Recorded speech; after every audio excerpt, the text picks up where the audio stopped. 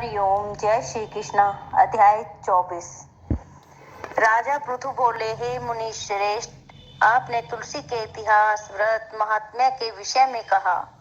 अब आप कृपा कर मुझे यह बताइए कि कार्तिक मास में क्या और भी देवताओं का पूजन होता है, यह भी विस्तार पूर्वक बताइए। नारद जी बोले, पूर्व काल की बात है, एक पर्वत पर धर्मदत्त नामक विख्यात कोई धर्मज्ञ ब्राह्मण रहते थे।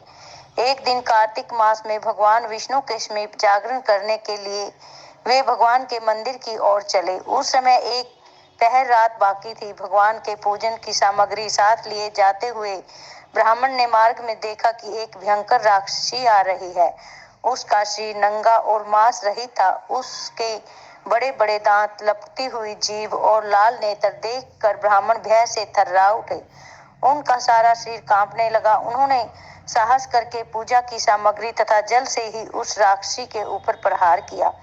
उन्होंने हरि नाम का स्मरण करके तुलसी दल मिश्रित जल से उसको मारा था, इसलिए उसका सारा पातक नष्ट हो गया। अब उसे अपने पूर्व जन्म के कर्मों के परिणाम स्वरूप प्राप्त हुई दुर्दशा का स्मरण हो आया। उसने ब्राह्मण को दंडवत प्रणाम करके इस प्रकार कहा, ब्राह्मण, मैं पूर्व जन्म के कर्मों के फल से इस दशा को पहुंची हूँ। अब मुझे किस प्रकार उत्तम गति प्राप्त होगी। धर्मदत्त ने उसे इस प्रकार प्रणाम करते देखकर आश्चर्यचकित होते हुए पूछा, किस कर्म के फल से तुम इस दशा को पहुंची हो? कहाँ की रहने वाली हो? तुम्हारा नाम क्या है और आचार व्यवहार कैसा है? ये सारी बातें मुझे बताओ। उस राक्षसी का नाम कलहा था। कलहा बोली, ब्राह्मण, मेरे पूर्व जन्म की बात है। सौराष्ट्र नगर में भिक्षु नामक एक ब्राह्मण रहते थे। मैं उनकी पत्नी थी।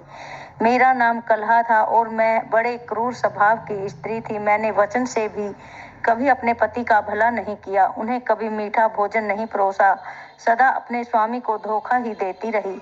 मुझे कलह विशेष प्रिय, इसलिए मेरे पति का मन मुझसे सदा उद्विग्न रहा करता था।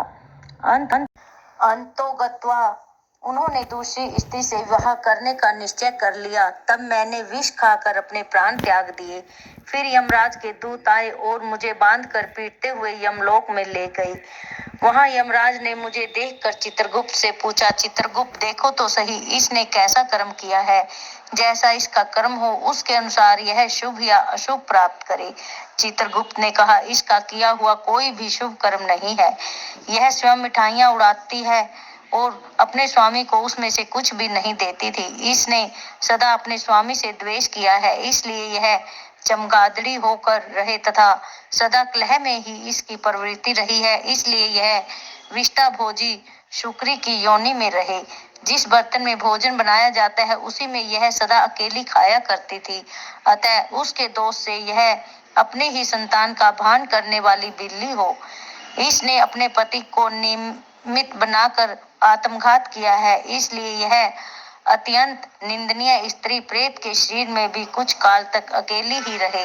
इसे यमदूतों द्वारा निर्जल प्रदेश में भेज देना चाहिए। वहां दीर्घ काल तक यह प्रेत के शरीर में निवास करे। उसके बाद यह पापनी शेष 3 योनियों का भी उपभोग करेगी।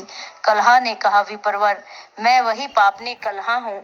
इस प्रेत शरीर में आए मुझे 500 वर्ष बीत चुके हैं।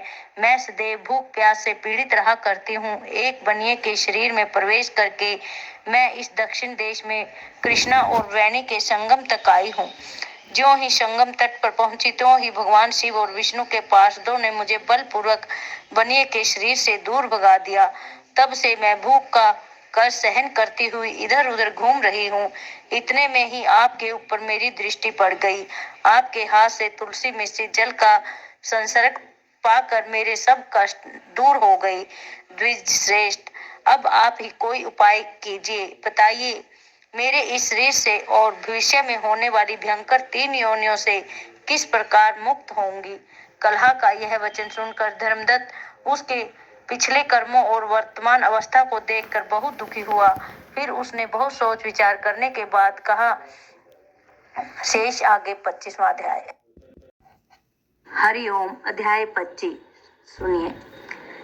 तीर्थ में दान और व्रत आदि सत्कर्म करने से मनुष्य के पाप नष्ट हो जाते हैं, परंतु तू तो प्रेत के शरीर में है, अतः उन कर्मों को करने की अधिकारिणी नहीं है।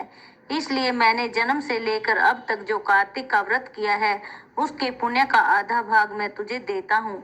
तू उसी से सदगति को प्राप्त हो जा।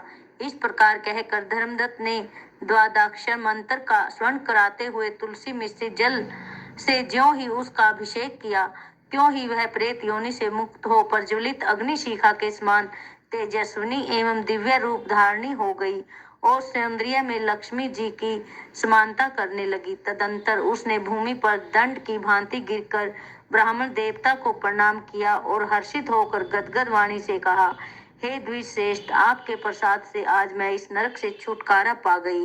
मैं तो पाप के समुद्र में डूब रही थी और आप मेरे लिए नौका के समान हो गए। इस प्रकार ब्राह्मण से कह रही थी से एक दिव्य विमान उतरता दिखाई दिया।